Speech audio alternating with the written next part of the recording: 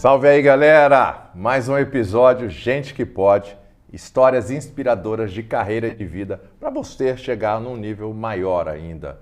Aqui estamos na sala de estar da minha casa e esse programa eu sonhei para te ajudar a realmente valorizar mais as pessoas que têm histórias que vão te inspirar. E pessoas como o meu convidado especial de hoje, Thiago Reis, seja bem-vindo, CEO, fundador da Growth Machine, um cara que eu respeito demais, me ensina demais, o sigo no Instagram e tem uma história fantástica para compartilhar com a gente. Agradecer aqui a iFood Benefícios, que dá essa moral aqui para o canal, faz o canal acontecer. Então, gratidão aí a galera do iFood Benefícios, está sempre aí colado comigo.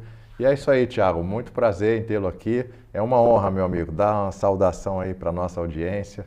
Poxa, obrigado pelo convite, Adriano. Cara, estamos há bastante tempo para fazer esse bate-papo, né? Eu acredito muito que vendas é um instrumento de libertação de pessoas e que a gente precisa olhar com um pouco mais de carinho para essa evolução. Independente da função que você atua, todo mundo vende. Eu costumo falar que eu fiz um post sobre isso no LinkedIn, a galera me xingou pra caramba. Que eu falei que só tem duas funções, né? Vendas e suporte a vendas. E todo mundo que não é de vendas me falou, não, mas se não existe produto, não tinha sei lá o quê, se não existe financeiro. Eu falei, cara, sem vendas não existe empresa. Você pode não ter nenhuma das outras áreas. Sem vendas não existe a empresa e é sobre isso que a gente vai bater um papo hoje. Boa, então antes de eu te fazer outra provocação, vou mandar um abraço aí. Antes, você aí que vai curtir o episódio, dá aquele like, compartilha com amigos. Esse episódio, eu tenho certeza, é imperdível. O cara é brabo demais. Mas minha última posição executiva foi na Minerva Foods. E tinha um conselheiro lá chamado Sérgio Fonseca. Ele foi presidente da Sadia e ele falava, na empresa existem somente duas áreas.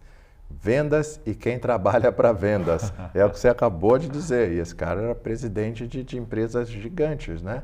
E é uma visão correta, né? Porque todo mundo está ali, a empresa precisa vender, né? Toda empresa... E assim, o que acontece? Quando a gente fala de um job description, né, para a vaga de vendedor, na maior parte das vezes não pede nível superior, né, não pede nenhum curso especial. Acho que é a posição mais democrática que existe e, ao mesmo tempo, de todas as funções dentro de uma empresa, é a única que aceita ser remunerada por sua performance, né? As demais vão ter um bônus, vai ter um PLR, vai ter um negócio ou outro, mas o vendedor é o cara que... né, a remuneração dele está diretamente relacionada à performance.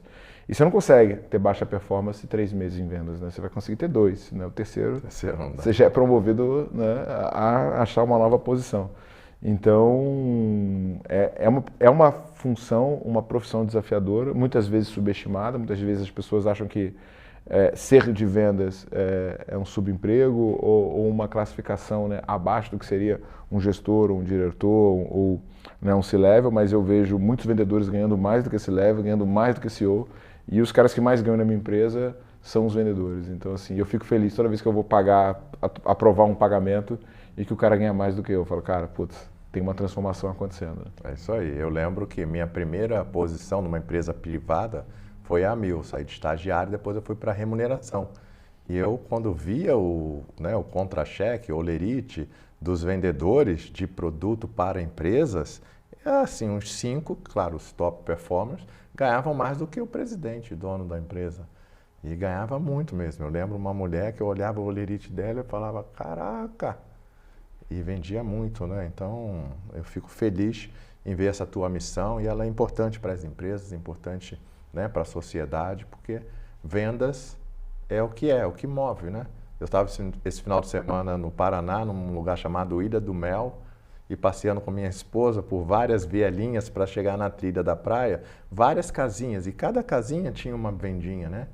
E ela até me perguntou, nossa, amor, olha só as pessoas, né? Elas precisam vender para sobreviver.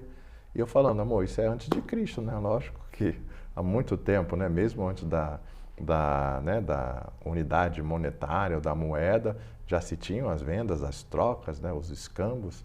Então é isso. Onde nasceu essa tua paixão pela função de vendas, cara? Cara, ótima pergunta. Eu nunca atuei diretamente em vendas. Eu já cheguei a ter representação de produto e tal, e ali, né, eu fazia a função do vendedor. Mas a primeira vez que eu fui cair dentro de uma operação comercial, eu fui contratado por uma empresa, eu estava recém-formado, tinha acabado de fazer um MBA, e eles precisavam de alguém para estruturar a área financeira, então eu entrei para ser o cara do financeiro. Minha função, os donos da empresa um belo dia foram pagar as contas, não tinha dinheiro na conta, eu falei assim, cara, como é que a gente ficou sem dinheiro? Né? E falou assim, a gente precisa melhorar a nossa gestão, a gente precisa agora ter um DRE, usar um ERP, ter uma visão de fluxo de caixa. E lá fui eu botar RP, DRE, então, cara, 60 dias estava tudo implementado. Quando a gente foi gerar a primeira visão futura de caixa, o RP mostrou que a empresa tinha 90 dias de caixa. Né, que se não virasse o jogo, ia fechar as portas. E como eu não queria ficar desempregado de novo, né, eu falei, puta, deixa eu ir para vendas. Primeiro eu fui para marketing, aí, cara, achei RD, achei, né, se era 2010, 2011, estava começando ali um movimento para falar de funil, para falar de insight sales, para falar desses termos bonitos aí que mais tarde se popularizaram. Gerei demanda, joguei demanda para os vendedores não fecharam, falei, cara, deixa eu ir para vendas. Aí eu assumi marketing, vendas, peguei essa empresa que tinha 90 dias de caixa, cara, em um ano ela cresceu mais de 100%, em 3 anos ela saiu de um faturamento pífio para quase 6 milhões de faturamento, proposta de investidor para comprar, proposta de fusão, e foi aí que eu vi, né, que eu gostava desse negócio de vendas e foi ali que eu aprendi exatamente como montar a máquina de vendas. Boa. A gente se conheceu na nossa cidade natural, Rio de Janeiro, né? Pois é. E você é um bom tijucano. Eu já falei com alguns aqui que entrevistei, teve um ou outro também da Tijuca. Eu contratei muitos executivos na minha carreira, né? E quando eu era carioca da Tijuca, meu já irmão, sabia, o cara né? Se era virava, bom. Né? O cara era bom, se virava. O cara que sobrevive ao Tijuquistão, irmão. Me conta aí como é que foi isso aí, tua adolescência. Cara, então, eu nasci na Tijuca, aos meus 12 para os 13 anos eu fui morar no Espírito Santo. Minha mãe se separou do meu pai, ela foi para o Espírito Santo montar um negócio e tal. Fiquei lá até os 18 anos eu voltei para o Rio, né? E aí foi aí que eu voltei para Tijuca. A minha adolescência eu passei no Espírito Santo, mas, cara, a Tijuca é diferente, né, cara? Alfredo é de lá também, né? A gente tem vários amigos que são dessa região, mas acho que a gente tem que aprender a se virar, a gente tem que, né? É um local que é classe média, mas não é, e ao mesmo tempo que tem coisas boas também tem um pouco de perigo, de violência, então a gente fica um pouco mais esperto, né? Na Tijuca. Que bom. E você veio para São Paulo tem quanto tempo? Cara, então, eu passei a ter um apartamento em São Paulo em janeiro, mas desde o meio do ano passado, na verdade, assim, nos últimos 3 anos, 50% do meu tempo já era em São Paulo, né? Nos últimos 2, eu criei uma imersão que acontecia mensalmente aqui em São Paulo, então todo mês eu passava pelo menos uma semana em São Paulo, mas ainda tinha mais agendas, mais eventos, mais palestras, então acabava ficando 2. Alfredo, cara, ele sempre me provocou muito, falando, cara, mano, puta, Rio de Janeiro é muito bom, mas o negócio acontece em São Paulo, você tem que vir pra cá, tem que vir pra cá, tem que vir pra cá. Chegou um momento que a gente estava gastando muito dinheiro com locação de espaço para fazer o evento. Quando eu fui fazer a conta, eu vi que dava para alugar um espaço, ter um escritório e ainda reduzir custo. Então a gente começou esse processo em outubro do ano passado, a gente fechou um contrato com um espaço bem bacana, com 2 andares na Berrini, inclusive você já esteve lá com a gente, e a gente viu que dava para ter um andar de eventos e um andar do nosso espaço. Então quando eu considero o que eu gasto nesses 2 andares, mais o que eu gastava de escritório no Rio e mais o que eu gastava alugando um espaço para evento, no final eu estou com uma economia. E passagem. Né? E passagem, logística e tal, só que com uma preparação e um espaço para crescer muito bom. E assim, o que eu notei, né, eu não considero que eu ainda estou explorando 100% do potencial de São Paulo, tá? Mas eu notei que aqui a velocidade é diferente, né, cara? Relacionamento, network, conexões que você consegue construir. Então, e ao mesmo tempo, eu não sei se é porque tem muita gente, sabe? Eu não tenho uma teoria formada, não sei, você que é um cara de RH, de repente você até me ajuda a entender isso melhor, mas eu sinto, cara, que o ritmo de trabalho dos paulistas é diferente. Os cariocas que eram mais paulistas se mudaram para cá comigo, né? Eu consegui trazer 30%, 40% da estrutura que estava no Rio para São Paulo, mas eu perdi muita gente, perdi 60% da operação que ficava presencial. E, cara, se eu for agora voltar para o escritório, 9 horas da noite, o pau tá atorando, venda fechando, buzina. Eu acho que tem um pouco do trânsito, né? Que o cara pensa assim, meu irmão, sair daqui às 18, eu sair às 9, eu chego a mesma hora em casa. Então ele prefere sair às 9.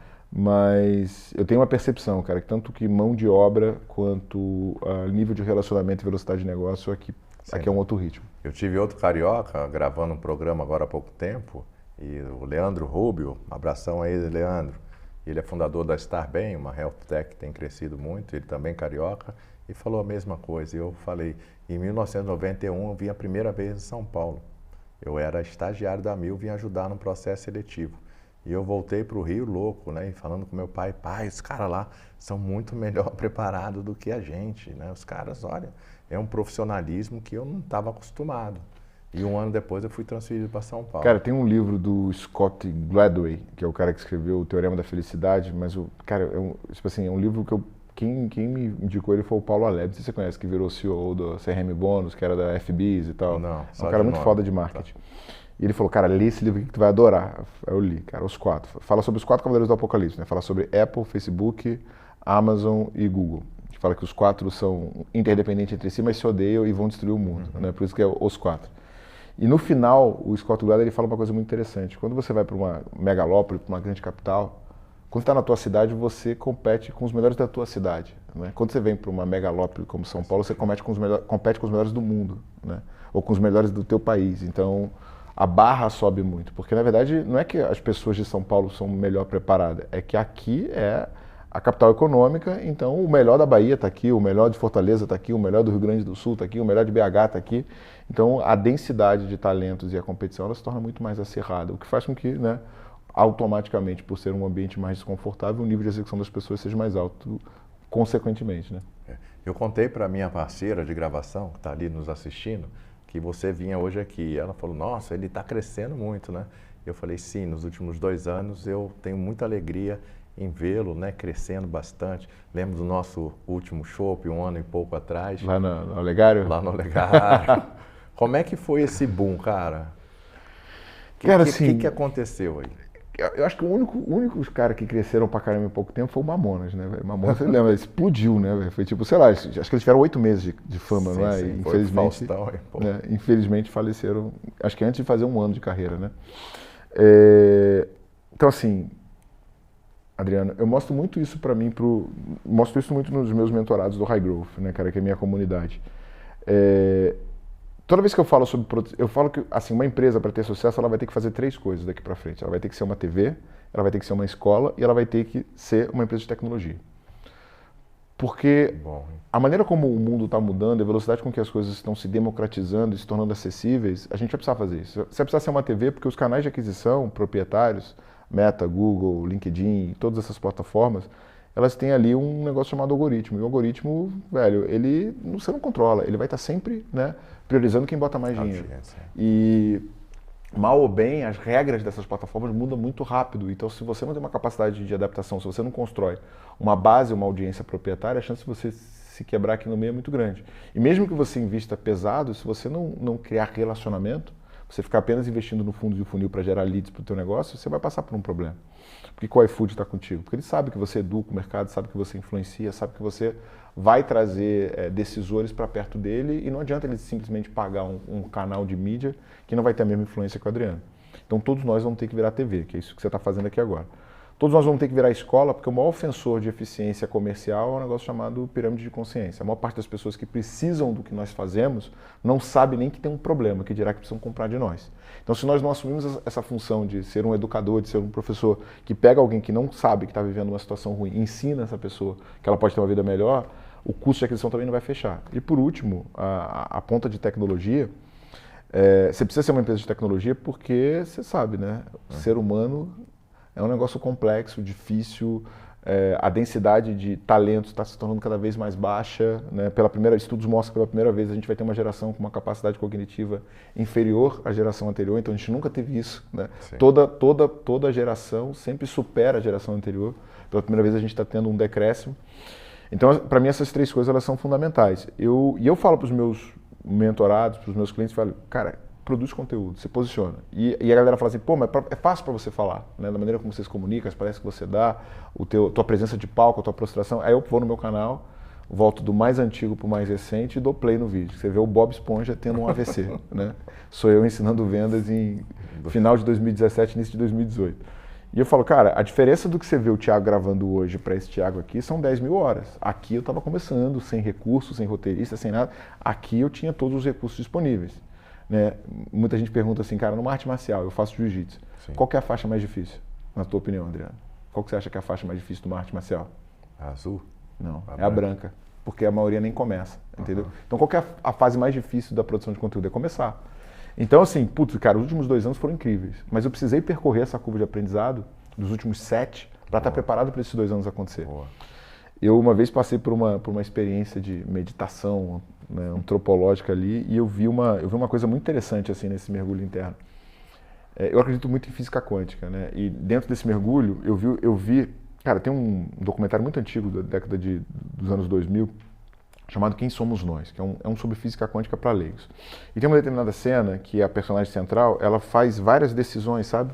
Ela vai para cá, encontra um cara, vai para cá, vai sozinha, vai para lá, acontece outra coisa. E a teoria do desdobramento quântico é mais ou menos essa, que existem múltiplas realidades acontecendo ao mesmo tempo. Só que dentro dessa minha meditação eu vi que o que acontece com a gente só acontece aquilo que você está preparado para acontecer. Então, se você tem um sucesso repentino muito alto e você não tem capacidade de suportar a pressão, você vai romper no meio.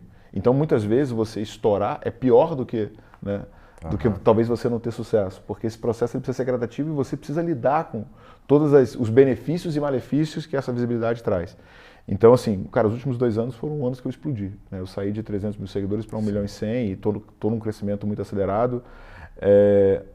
Mas, cara, o mais difícil não foi os últimos 2 anos. O mais difícil foi lá 2018, sem dinheiro, filmando, gravando, vendendo, prospectando, caramba, fazendo a conta ali para saber se ia dar para pagar, se não dá, viajando o Brasil para conseguir fazer com que a conta fechasse. Então, esse Thiago está orgulhoso do que o Thiago de agora está fazendo, né? E outra coisa que eu vejo é que a vida é igual videogame, né? A próxima fase sempre é mais difícil que a anterior. Né? Boa, cara. Tenho muito orgulho de ver essa trajetória. Mas sacou essa aí? Primeiro o cara tá dando uma aula, hein? Curte aí, dá o like, compartilha aí com a tua rede e se inscreve no canal, dá uma moral aí pro Gente que Pode, parceria aí com a iFood Benefícios. Então vamos ver se eu aprendi. Essa aqui, por aula. A gente tem que ser uma TV, uma escola e uma tech. Isso vale pra gente também, empreendedor? Vale, cara. Vale, cara. Vale, né?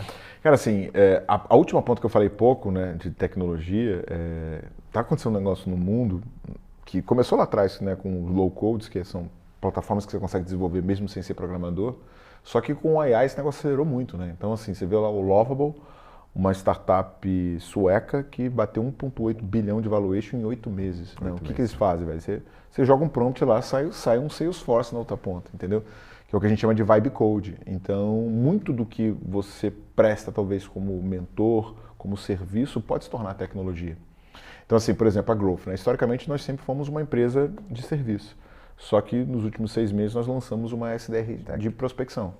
A nossa tecnologia foi feita por desenvolvedores, mas a gente usa uma combinação de diferentes aplicações que nos permite ter um produto escala global, mas com um time local. Então, assim, a gente usa 3, 4 tecnologias, entre elas o próprio OpenAI, para ter um agente de prospecção que se comporta igual um ser humano e a gente conseguiu crescer 150% nos últimos 4 meses. A gente vai bater 6 milhões de ARR, cara, num produto que não vai fazer nenhum ano, entendeu?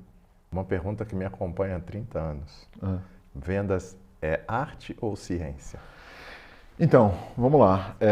O processo de vendas, ele é um método. E como todo método, né, vem lá de Aristóteles, né, ele pode ser reproduzido. Como é que eu sei se eu tenho um método ou se eu não tenho um método? Se você tem algo que é reproduzível, ou seja, que se você repetir, né, sobre a mesma temperatura e pressão, o resultado é semelhante, você tem um método. O processo de vendas ele é um método.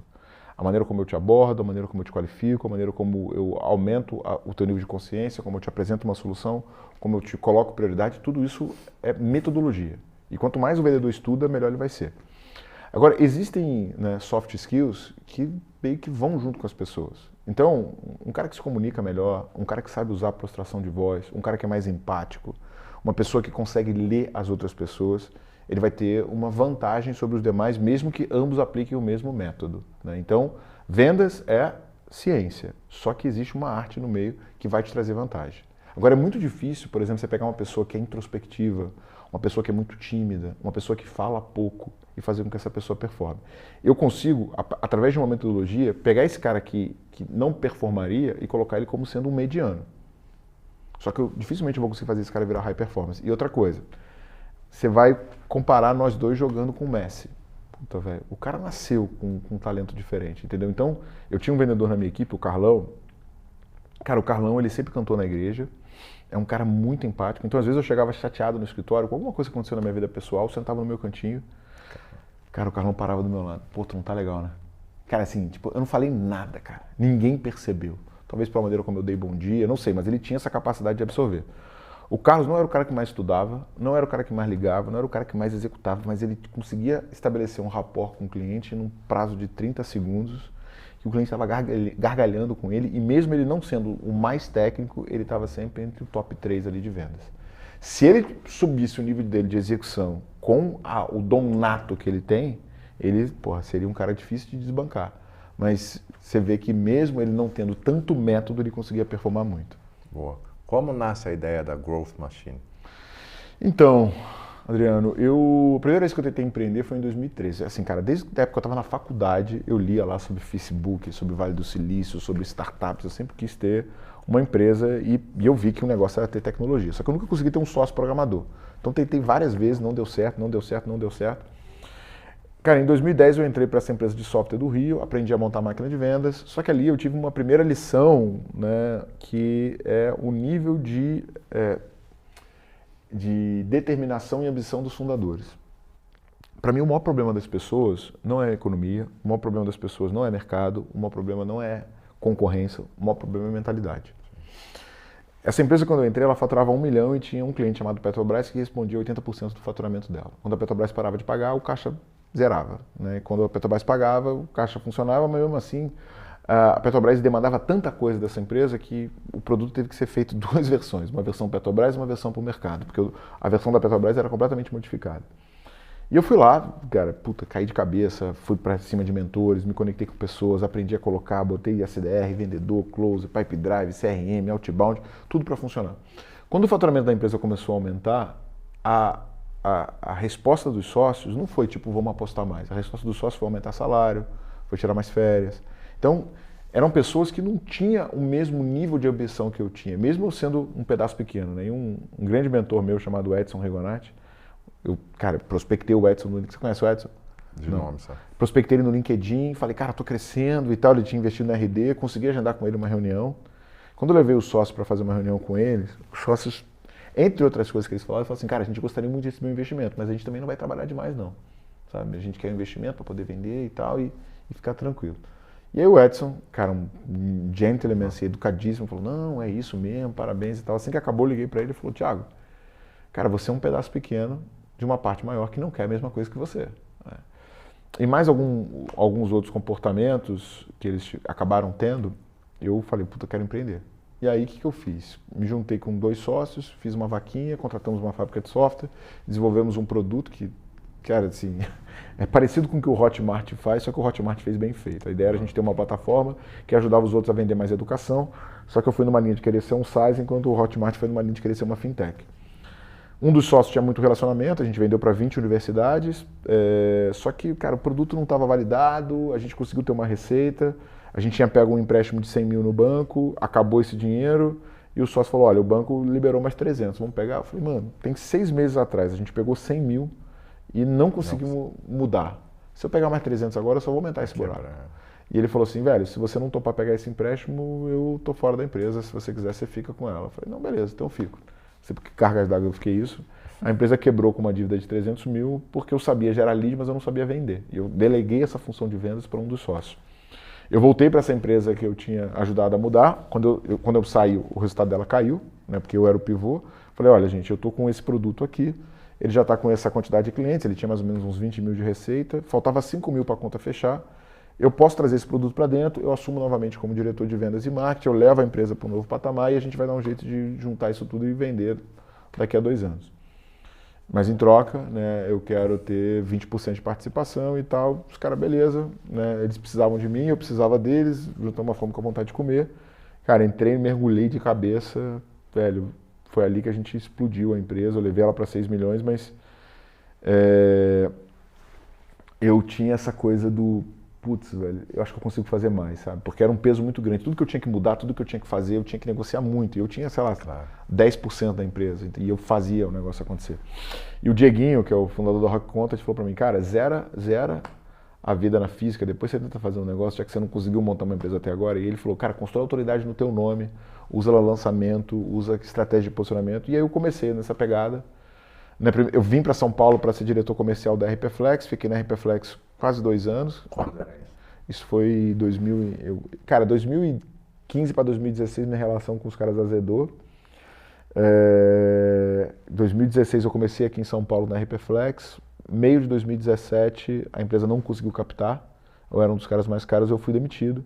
E nesse momento eu caí de cabeça, tanto na produção de conteúdo quanto na growth. No primeiro momento, como eu não tinha grana para me bancar, eu aceitei um trabalho de meio expediente, assim, da semana inteira eu trabalhava 3 dias nessa empresa, ajudando na operação comercial, mas eu tinha 2 dias para vender consultoria. Aí eu comecei a vender consultoria, comecei a produzir conteúdo. Quando chegou em janeiro, o meu volume de consultoria já estava muito superior ao que eu ganhava nessa empresa que eu trabalhava 3 vezes na semana. E o fundador falou, cara, velho, você vai ter que escolher se você fica lá ou fica aqui. Eu falei, bom, acho que chegou a hora de eu ter meu voo solo, e assim começou a Growth. E aí, máquina de vendas virou Growth Machine. Então, que eu conheço você da máquina de vendas. Então, quando eu saí da RP Flex, cara, todos os caras do mercado de RP me procuraram porque queriam entender o que eu tinha feito na RP Flex, porque a RP Flex não tinha visibilidade. Cara, eu botei tráfego pra caramba, botei muito lead, botei muita venda. E meus primeiros 20 clientes eram todos da indústria de RP. Quando eu registrei o domínio, eu registrei como máquina de vendas. Mas o André Siqueira da RD me ligou e falou, cara, eu tô para lançar aqui uma metodologia que se chama chamava máquina de crescimento. Máquina de crescimento vai ser meu e tal. Eu falei, pô, irmão, mas, cara, no INPI não tinha nada. E aí, não, então, mas a gente tem um relacionamento. Eu falei, quer saber, vou ser global. Uhum. Botei Growth Machine e aí viramos de máquina de crescimento para Growth Machine. Já estamos com mentalidade global. No que vem a gente bota um escritório em São Francisco só de sacanagem. Sério? Pô, que bom. São Francisco, aguarde o cara aí. Mas, ó, muita resiliência, muito trabalho, muita construção. Então, muita gente acha que empreender é tranquilo, né? E a boa parte dos que eu recebo aqui entrevistando ou são CEOs ou são empreendedores como você, né? E como você tem lidado aí com a Growth Machine, contribuindo com o mercado de empresas e de pessoas? Você trabalha mais para empresas ou para pessoas? Então, assim, o nosso foco é empresa, mas a gente tem uma camada de educação que atende pessoas. Mas no final, né, todo CNPJ tem um CPF. Sim. Né? Então, sexta-feira passada, eu comecei a produzir um conteúdo que é uma combinação de conteúdo com prova social. Então eu comecei a trazer clientes de muito resultado para o meu podcast. E esses clientes, cara, eles compartilham como é que eles conseguiram montar. Então, assim, é um conteúdo mais fundo, é um conteúdo que vai ter menos visibilidade, mas ele é muito bom para, tipo, né, para quem está na etapa final do processo de tomada de decisão. E um dos clientes que eu entrevistei na semana passada foi o Matheus da Uno Object. Inclusive fiz um post no LinkedIn falando sobre o Matheus. E eu perguntei, cara, qual foi o maior resultado que você teve? Ele falou, Thiago, eu poderia falar que você quadriplicou meu faturamento, eu poderia falar que provavelmente eu iria quebrar se eu não tivesse fechado contigo, porque eu tentava vender para todo mundo, você me ensinou o que era ICP.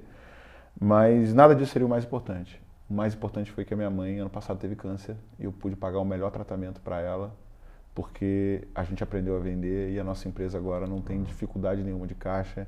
Se não fosse essa virada que a gente fez, provavelmente não teria conseguido ajudar minha mãe. Né? Então é muito forte você ouvir um negócio desse, né, cara? Meu olho na hora encheu de água, eu falei, caraca. Né?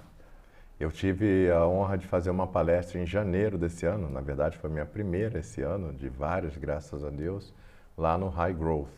Foi sensacional. Foi em Atibaia, 25 de janeiro, eu lembro até hoje.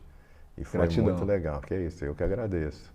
E ali eu vi vários empresários bebendo aí da fonte de várias pessoas bacanas, né, que eu conheci ali também, o amigo Clóvis Tavares, e o Lucão do Primo Cast, que virou aí um brother também. Como é construir uma comunidade, Thiago? Por que eu estou te perguntando isso? Porque muita gente hoje falando em construção de comunidade. E você tem uma e está aí até com o casaco dela, muito legal. Então, né, existem duas...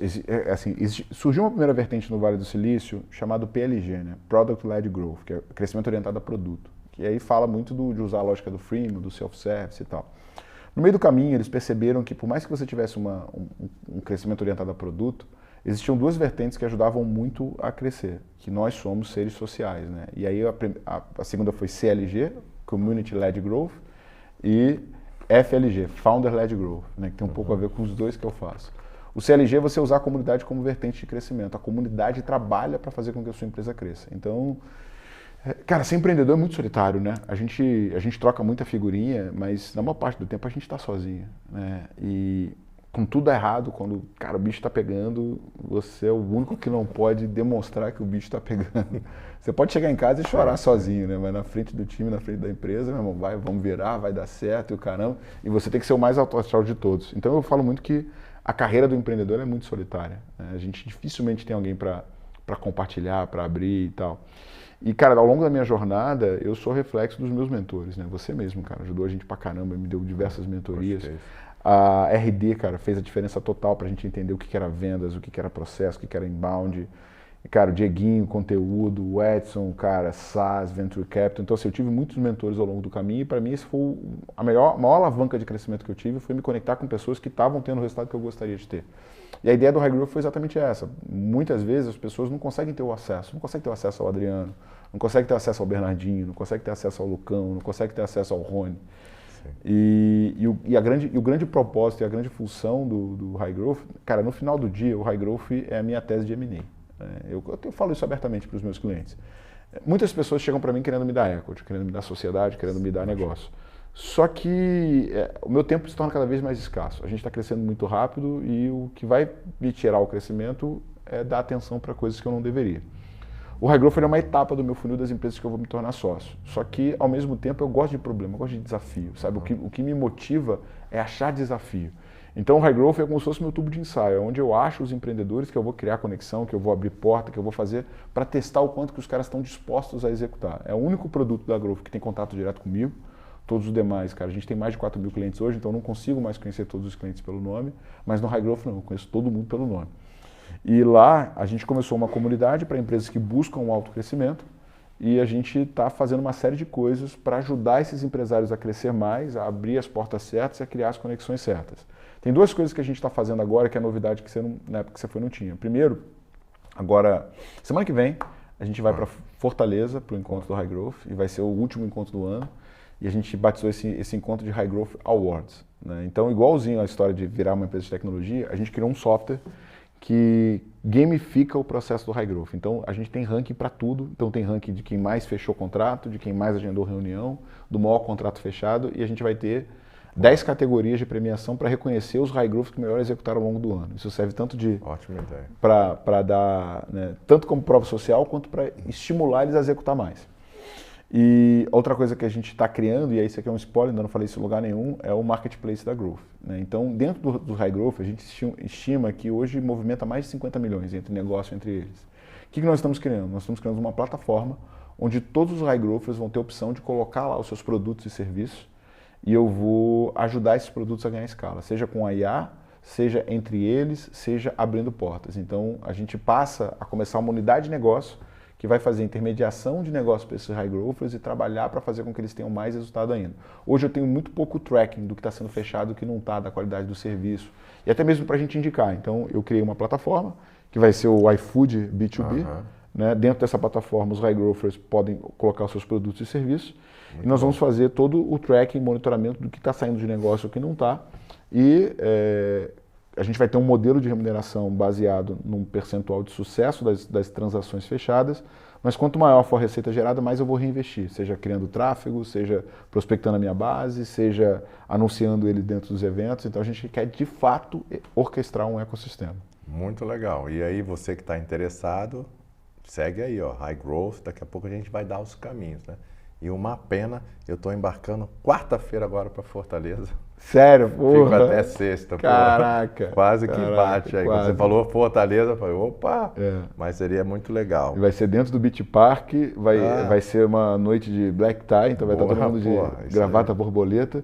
E vamos ter o Marcelo Lombardo, fundador da OMI, o meu amigo Marrio, que eu conheço, tocando com os caras no final. Então, um prêmio de awards com um bilionário tocando vai ser sensacional. Que bom. Provavelmente esse episódio está indo ao ar depois, mas a gente segue aí as redes sociais do Thiago para acompanhar esse novo projeto dele aí.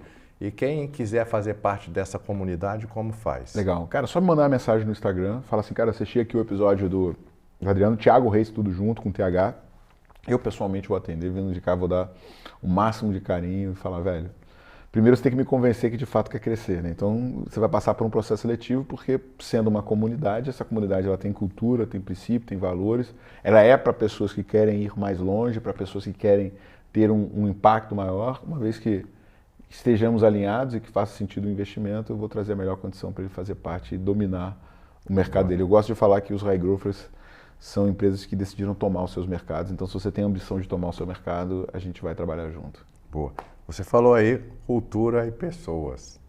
Como você tem visto esse tema cada vez mais nas empresas, né, nos empreendedores?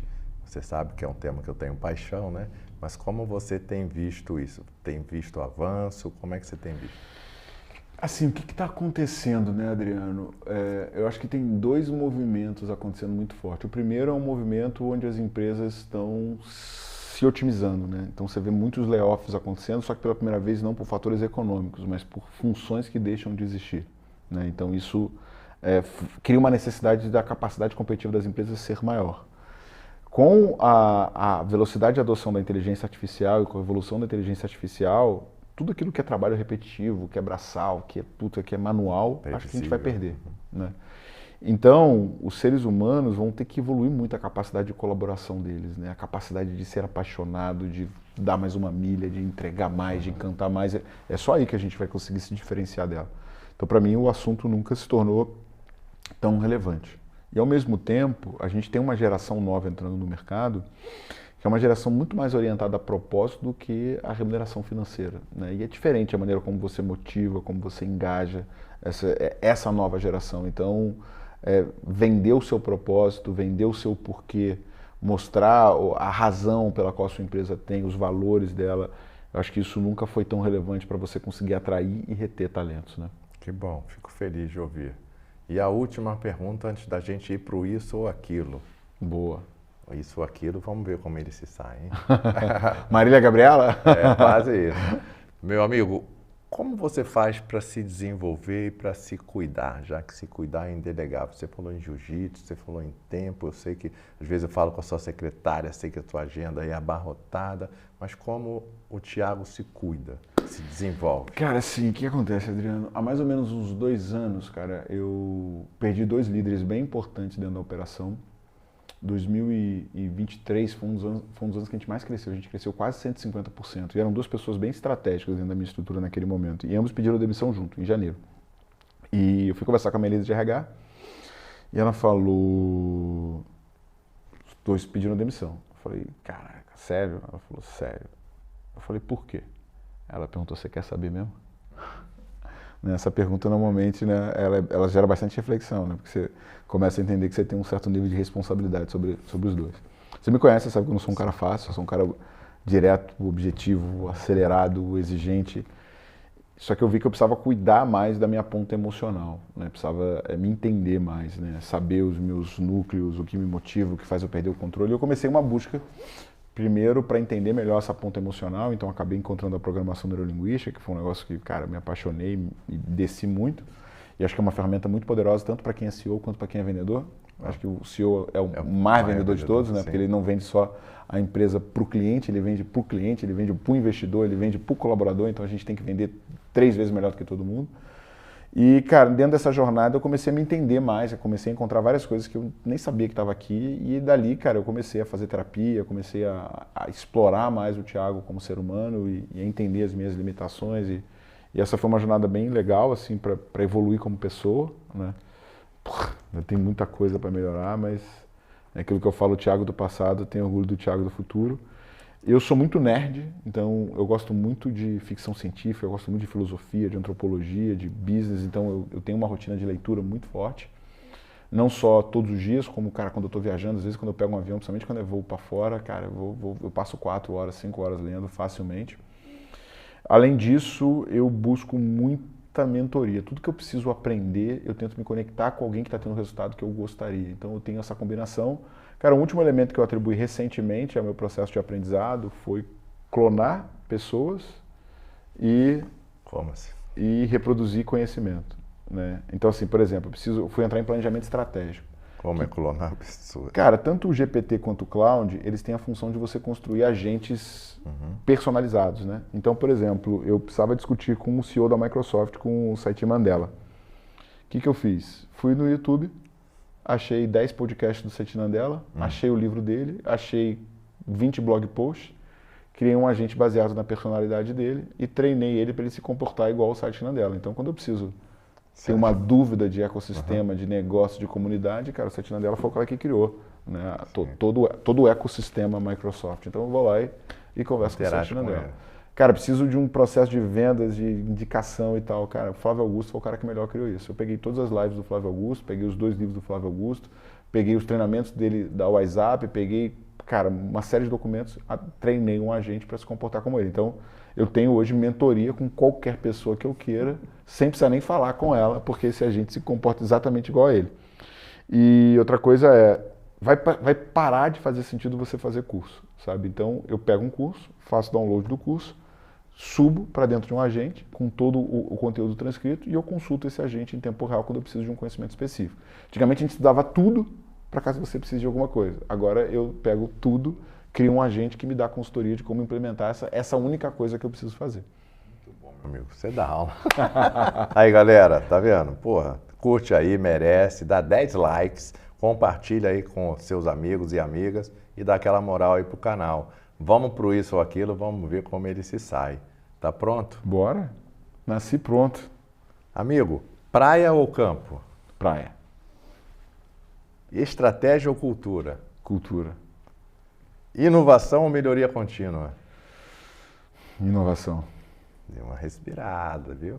Porque assim, acho que as duas coisas andam juntos, mas com a velocidade da mudança, com que as coisas estão se transformando, muita coisa vai parar de fazer, vai perder o sentido. Você não vai, tem coisa que não adianta você fazer melhoria contínua porque não faz mais sentido, entendeu?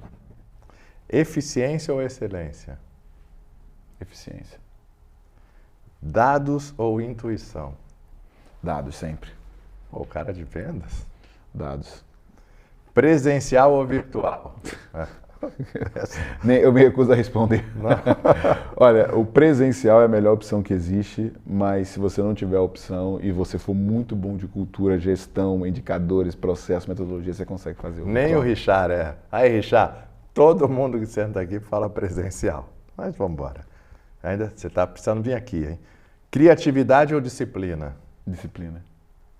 Correr risco ou jogar seguro? Risco. Agilidade ou qualidade? Agilidade. Escalar ou diversificar? Escalar.